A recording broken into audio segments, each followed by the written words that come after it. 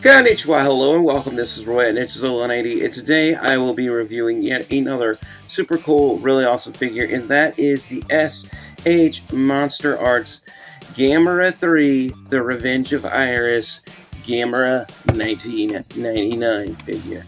And I got some things to say about him, so let's get things started.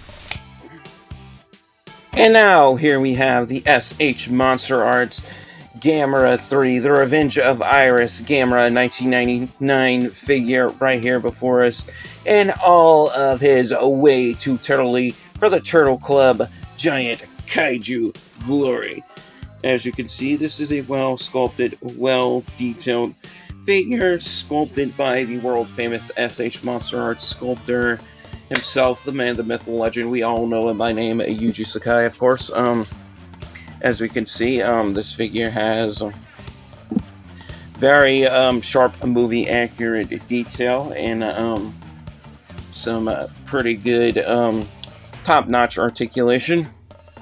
As you can see, the carapace is sort of more of a swampy green colorization, looking really nice and realistic. We have the darker sort of like reptile-like colorization of, sort of like reminiscent to the skin of a snapping turtle there, looking really nice. Like that detail, brings them out nicely, and we turn them around to the back. We can see his shell is sort of like this like a dark green, like sort of like a dark swampy green colorization. And also his shell looks like it has some battle scars as well. So yeah, this Gamera has been in quite a few fights over the years, battling quite a few other giant kaiju. And of course we can see his two tusks inside of his mouth there. And of course, if I could turn the light on, we can see his very vibrant looking eyes, his little bitty beady eyes, so small little beady eyes there. And also we could see that the 1999 Gamera is sporting kind of a mohawk, so unlike other Gameras. So anyway, I will be going over this figure in detail and articulation, starting with the upper body portion of the figure, working my way down to the lower body portion of the figure, and then getting into accessories, and then on to my final verdict afterwards. So let's get to it. And now, starting things off with the upper body portion of the figure, as you can see, the head is well sculpted, well detailed. I already explained we can see his Gamera signature tusk inside of his mouth, and yeah, let me bring him up so we can get a closer look, and we can see all those small little bone white teeth he has inside of his mouth, and we can see his really sharp pointy beak there, and we can also see, if you can see him, the finer details in his nostrils right there, looking really nice. And like I said, he's also sporting sort of a mohawk. So yeah, like they went all out on this figure, and you can even see the bone white weathered colorization of his claws there, and also he has these huge spikes coming out of his elbows there, pointing forward. So yeah, some really nice detail on this figure. I'm starting as far as articulation, starting with articulation in the head. The head can look up about that much. We can look down about that much. We can look right. We can look left. And we can do a full-on cranium revolvus and the opposite way. And of course, the jaw is on a hinge joint, so we can open that jaw and we can see, those little finer details inside of that mouth there. Looking really nice. We can see, let me bring them up closer so we can get a better look. We can see all the finer details on the inside of his gums. You can see the tongue inside of his mouth, which I believe is also articulated, but I would need like a small little tool to move that. Get rid of this. Yeah, so the power dagger from one of my old Power Rangers figures. If I can get that tongue to move, just doesn't want to seem to move right now, but probably gonna have to heat that up. But it can move if I try to. But anyway, arm articulation. The arms are on ball joints and the shoulders. They are meant to pop out because the arms are interchangeable for his flying fins or swimming fins, whether he's in the water or flying. So it could be a bit of both. But anyway, the arms can move out like so until they pop off. So let me pop that back on if I can. Give me a second here. Alright, got it. So we can move the arms out like so. And then the back in, we can move them not up, not so much. We can move them down about that much. Now, one thing to take note, and I haven't noticed this one notice this flaw with this figure, and then this is what happens when figures are hand sculpted rather than digitally sculpted, like Hiya Toys figures. Sometimes you might end up with like arms and legs and certain body parts that are not exactly symmetrical, and yeah, that's an unfortunate issue with this figure as well. I've also pointed out the same issue with my S.H.MonsterArts Godzilla 2002 from Godzilla against Mechagodzilla, has the same issue with his arms. One is longer than the other. Can you tell when I turn them to the side like this? Is it easy to spot? Can you tell now? Can you tell by looking at the shoulder joints how one comes out further than the other? And that's not an issue with the ball joints. See what I'm talking about? This one I can turn like so, all the way around. Although it popped out. Watch. This one, I can't turn at all. And the hand comes out. If I try to. But anyway, yeah, that's an issue with this one. One arm is slightly bigger than the other. And yeah, that also causes this problem with the hand joint right here to, if you want to move it down, pops out. Yeah, that's a problem. Whereas this one, if I want to move it down, no problem at all whatsoever. So yeah, that is an issue, is when you do hand sculpt things, sometimes you do miscalculate. So that's sometimes it's to be expected, unfortunately. That's one, but I mean, I get it. It does sometimes. Hand sculpting does make for sharper detail, but it also makes a lot more room for error, opposed to sculpting a figure digitally through CGI, which means like you don't have to individually sculpt a left and right arm if you're or a left and right leg if you're sculpting digitally through CGI. All you have to do is just sculpt one arm and just copy it and flip it. You can't do that if you're hand sculpting. And that's why sometimes you get flaws like that with S.H.MonsterArts, because they're hand sculpted. Well, they're hand sculpted once, and then the pieces are put into a mold and they're mass produced. I mean, yeah, I can't imagine one person sculpting thousands of figures sitting at a desk all day.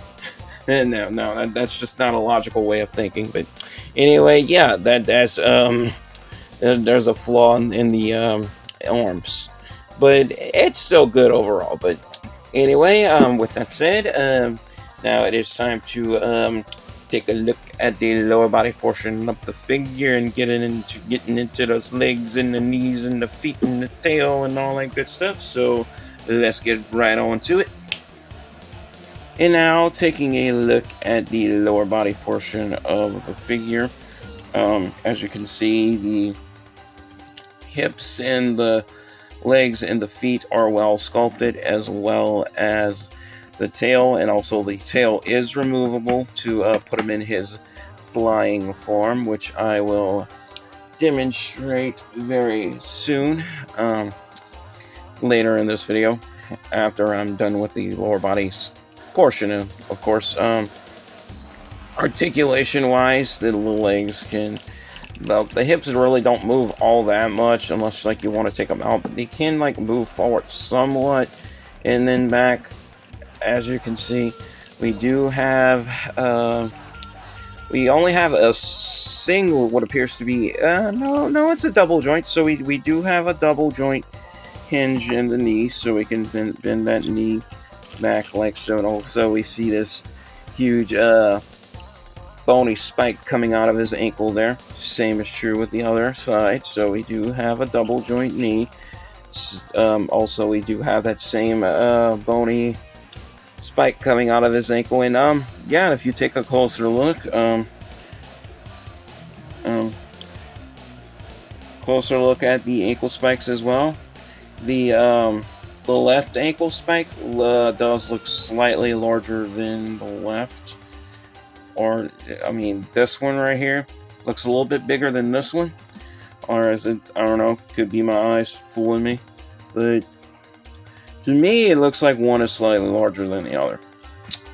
Because it's the same issue with his arms. But anyway, we do see that he has the his bone white weathered toe claws there, so that looks really nice. Also, the feet can rotate a full 360 as well, so that is also a good thing. So we do still get a good range of motion in the lower body portion, and of course his tail is on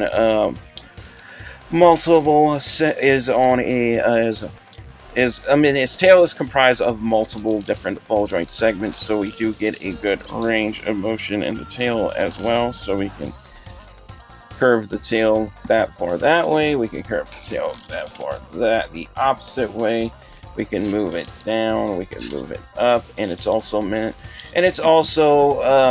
made to be removable to put him in his flying mode. So I will be demonstrating that very soon, because I will now be getting into accessories. So let's get right into those accessories. And now getting a look at his accessories. Of course, he comes with these two side fins for when we put him in flying mode.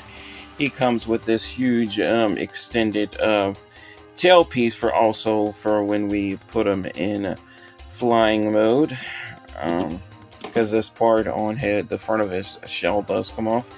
Of course, we have the stand for when we have him in flying mode, and we have this really cool base for the stand as well, looking really nice.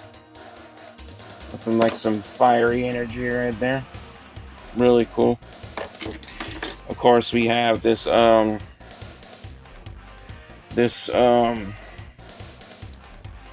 piece of his arm that's been severed from when Iris ripped off his arm in the movie, from when he blasted off his own arm, from when Iris had him pinned down to the wall. And yeah, we have the sort of like this reminiscent to the burning finger or god finger hand from the burning or / god Gundam. That's what I kind of compare it to, because that's what it looks like. No, this is not a Gundam. This is like Gamera's hand kind of reconstructed out of like the power of mana from like when and then basically what it does is it uses it to blast Iris and defeat him. So that's basically what this is. It kind of acts like a burning finger, sort of. And of course, we have his splayed out flying fins. So yeah, let's take a look at those accessories. So basically, let's put his if I can get it off.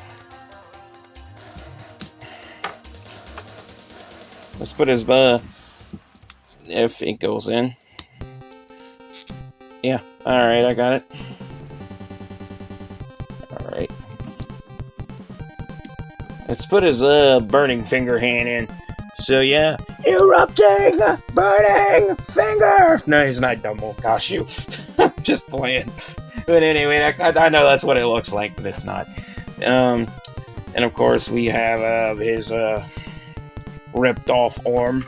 So take that off, and I wonder if it'll fit in this side. So no, I'm not even gonna bother with that because it's hard to put on. And I might be able to put it on this one.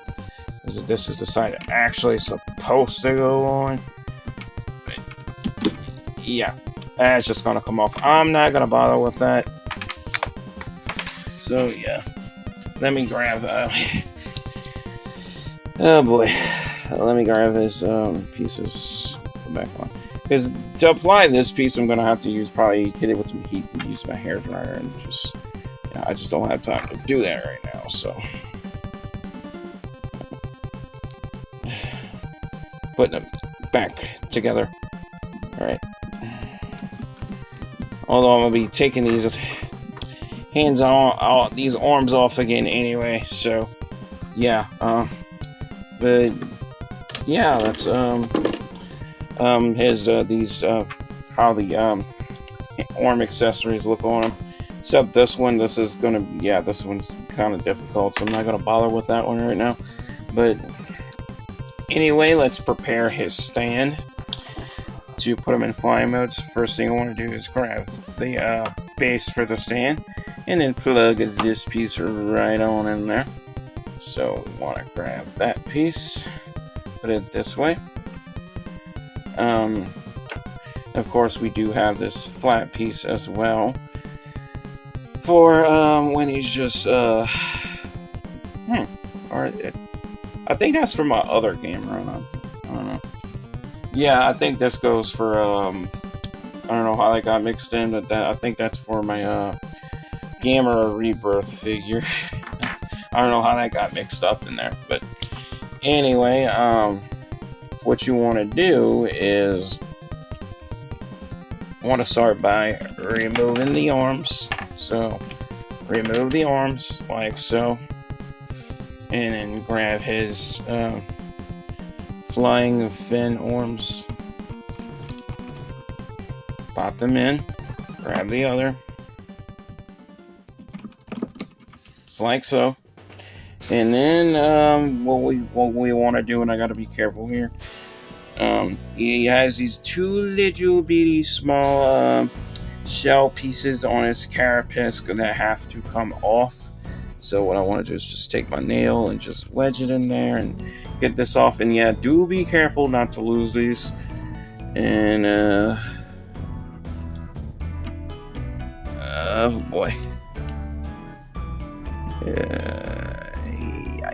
got it. Okay, so we want to take these off, and we want to make sure we get these flying fins matched up. So okay, this one go, and yeah, we have to make sure they go in the right holes, because see how this one, the holes are different. This one almost looks like a keyhole, and this one kind of looks like a capital T. So basically, we want to take this piece right here. This is the one with the plug that looks like a capital T. So we plug that one in there. And we take the plug that would, I'll say, looks sort of reminiscent to a keyhole, and we plug it into the other side. And then now we rip off his legs, Poor Gamera is getting dismembered here. And then we want to unplug his tail as well. And then we pull this piece off. So yeah.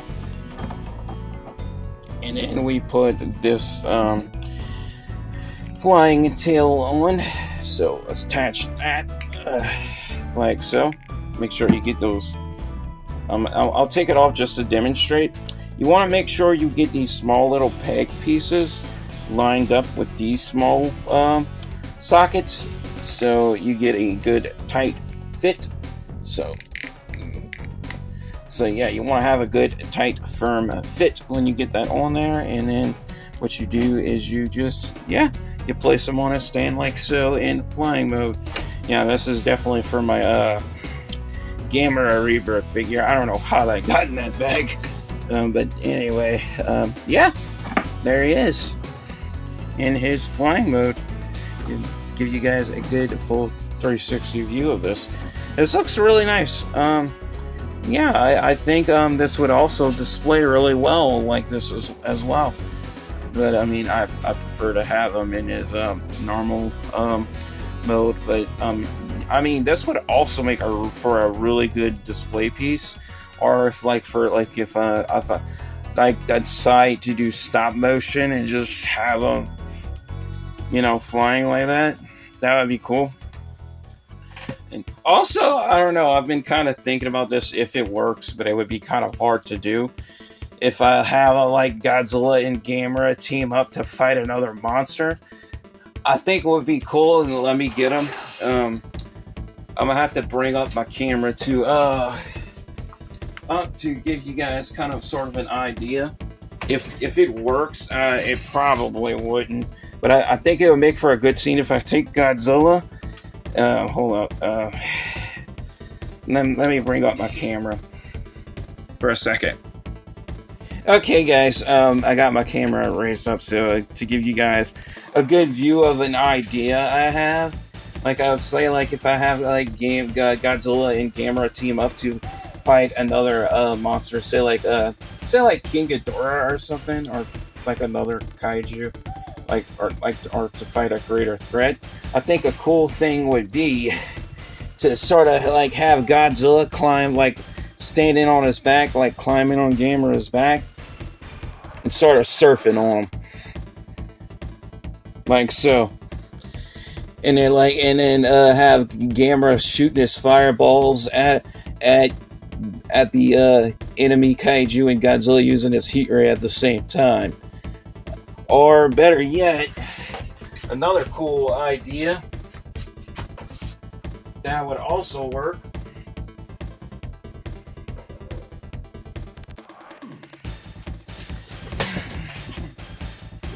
would either have King Kong ride on him, or do the same idea like I had for Godzilla. And his foot came off, but so yeah, would be to surf on him and I just ride on Gamera, hitching a ride and jump off of him and take his battle axe and just plunge it into King Ghidorah's chest or something. I think that would be cool. Especially if they would bring Gamera into the MonsterVerse and they did something like that. I think that would be awesome.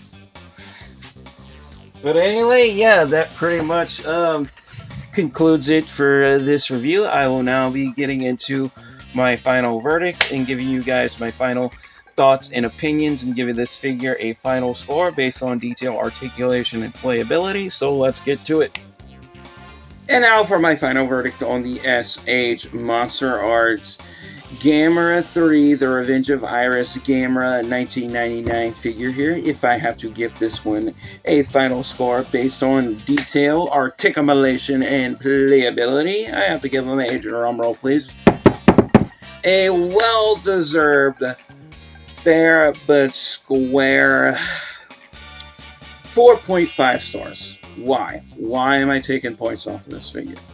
Although, needless to say, I do strongly believe, without a shadow of a doubt, that this is a really good figure for the price, but however, it is not without its drawbacks. And, And that's to be expected. Nothing's perfect. So, don't expect, absolute perfection out of this one, especially, because it's hand sculpted opposed to, figures being digitally 3D sculpted by the method that Hiya Toys uses. But anyway, like I was saying, the reason why I'm taking points off is because playability, it kind of falls off in playability, but detail is really good. Detail is where it shines. Articulation is really good. Playability it's good to a certain extent. And what I mean by that is yeah, this hand piece right here comes off easily. And sometimes you do have problems posing him sometimes because articulation is hindered, but that's because of the way you sculpt, and is because his pieces are our body parts are meant to be interchangeable. I'll put them in flying mode, so that's why. But the only reason why I'm taking points off is because like I was saying, this hand right here, this arm piece right here, tends to fall off easily. And some of the articulation is sort of limited, but other than that, this is a good one. It's a highly recommended figure, especially if you're a kaiju fan and and you want to add Gamera to your collection. This is a good figure to start with. This one, along with the Gamera Rebirth S.H.MonsterArts figure, was my first two Gamera figures that I added to my kaiju collection. So this is not a bad option if you want to add Gamera to your collection. Even the 1990, the Gamera Rebirth figure is a good option as well. Or if you want to do like me and just grab them both, and I believe there's the S.H.MonsterArts Gamera 2 figure that's going to be releasing soon as well. Well, it's a reissue, but anyway, that pretty much wraps it up and concludes it for this review. And if you made it to this point in the video, thank you guys all so much for watching. Your viewership is much appreciated. That really helps out this channel. And if you want to help out this channel even more, like and subscribe if you haven't already. And if you have friends on social media who are also interested in the same content, feel free to share this on your Facebook or X, which used to be Twitter, and even the slap.com if you're a 10 Hollywood Arts, which is not an actual real school. But anyway, that pretty much concludes it for this review. And as always, love you all. Stay safe. God bless. Stay positive. Stay powered up. And peace out.